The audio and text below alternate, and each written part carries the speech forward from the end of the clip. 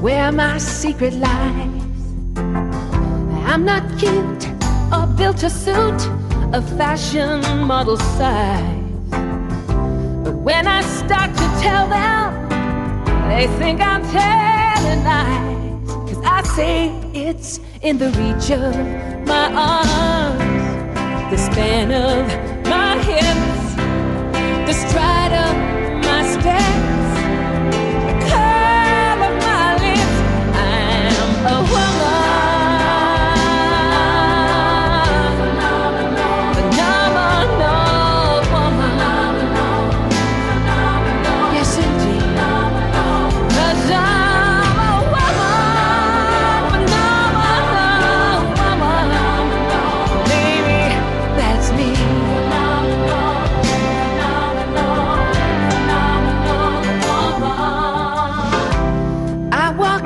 A room just as cool as you please, and to a man the fellows stand or fall down on their knees. Then they swarm around me, a honeybee. I say it's the firing eyes and the flash of my teeth, the swing of my waist and the joy in my feet. I'm a woman. Amy, is it fair to say that Phenomenal Woman has a life of its own?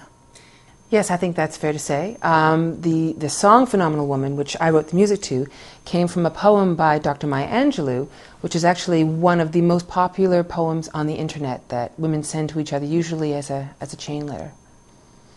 And what led you to compose music to it? I received the poem as a chain letter in 1997. As one of those chain letters? Yeah, just got a chain letter. And usually I don't open chain letters because I'm afraid of the little curse at the end. You know, if you don't send this to 5 women, you know.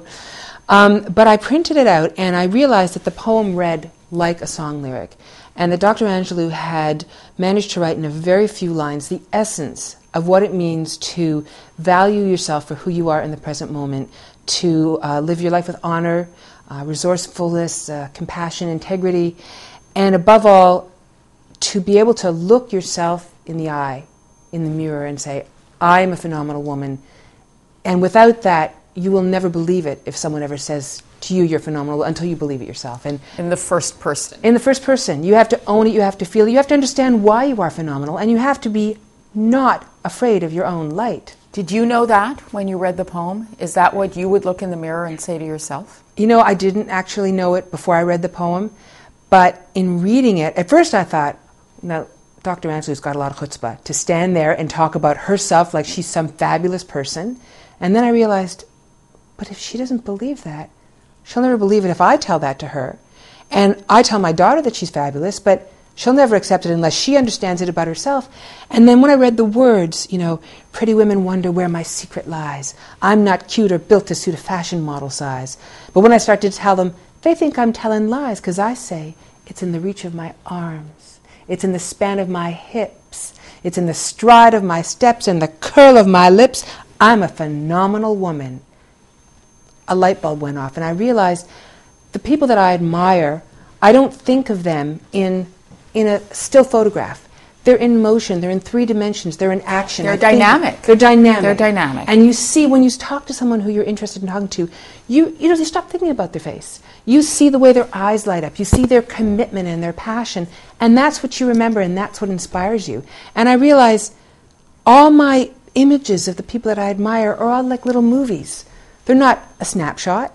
And then when I think of myself, I realize I'm always in motion. I'm always doing something or thinking or something or caring about something. So when people think about me, that's probably what they're thinking of. They're not thinking about, does she wear size 8 pants, you know?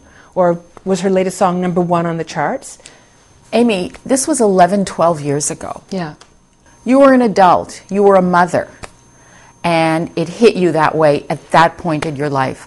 What does that say about us as women, as people?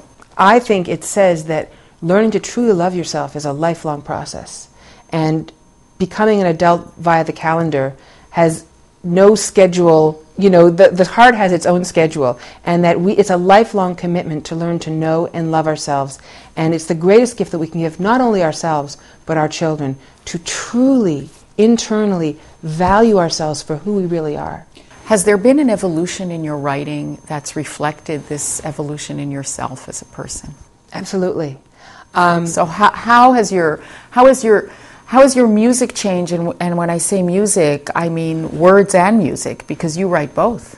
Well, confidence, not waiting for someone else to give me approval, giving myself approval for things that I feel good about, learning to trust my instincts. Performing the song Phenomenal Woman, I was very intimidated to get up there and actually have to sing that, and to sing it in front of Dr. Maya Angelou was very intimidating. But I was invited to perform it before she spoke in Toronto, and it was the first time she actually ever heard the song. And when I came off the stage, she just hugged me and she said, "You were born to sing that song."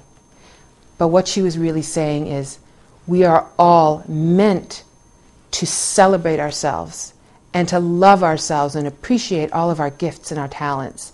And we're all born to sing that song. What's ironic, in a way, Amy, is that you've also become an advocate for a very, very important subject, which is mental health. And it's kind of the opposite flip side of that completely, isn't it? We're going to talk about that in some greater detail, but the other extreme, of course, is sinking so low that one can't even think in those terms.